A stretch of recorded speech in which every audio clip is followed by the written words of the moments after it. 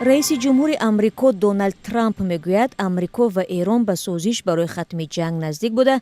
شاید آخر هفته روان هیات‌های دو کشور بار دوم سر میز مذاکرات نشینند. روز پنجشنبه در قصر سفید او گفت تهران رضایت داد که در دوام 20 سال آینده برنامه‌های هسته‌ایش را کنار گذارد. خیلی مهم است که ایران صاحب سلاح هسته‌ای نشود. ما به آن راضی شدیم. ایران هم به طور قاطعانه به آن موافقت کرد که خاکی هسته‌ای را از انبارهای زیرزمینی به ما تسلیم کند. ما با هواپیماهای B-2 به آن موضعها حمله کرده بودیم. سپس در یک نشست در لاس وگاس ترامپ تکرار کرد که جنگ با ایران به زودی خاتمه می‌یابد.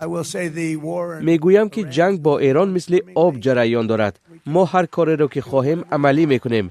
جنگ باید به زودی خاتمه یابد. این عالی است. این عالی است. نیروی ما، نظامیان ما، نیروهای مسلح ما نیرومندترین در عالم هستند. من این نیروها را در سال اول ریاست جمهوریم بنیاد کردم. رهبر امریکایی درباره سازش برای ختم جنگ با ایران که 28 فوریه با حمله‌های امریکا و اسرائیل آغاز یافته است معلوماتی بیشتر نداد. او افزود که در مورد تمدید آتشبس 2 هفته‌ای که 22 اپریل خاتمه می‌یابد مطمئن نیست و اگر تا آن زمان سازش به دست نآید برخوردها از سر گرفته می‌شوند.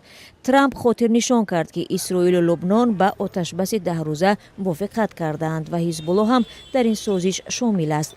گروه جنگجوی حزب الله لبنان و جناح سیاسی آن بخش بزرگ جنوب لبنان را تحت نظارت قرار دادند. امریکا این گروه را سازمان تروریستی می‌شمارد.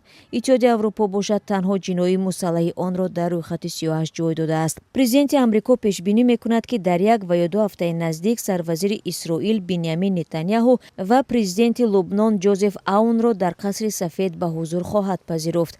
نتانیاهو در یک پیامش تصدیق کرده است که اسرائیل به آتشبس موافقت کرده و حالا بعد 10 ساله‌های جنجال امکان امضای سازش تاریخی با لبنان به وجود آمده است.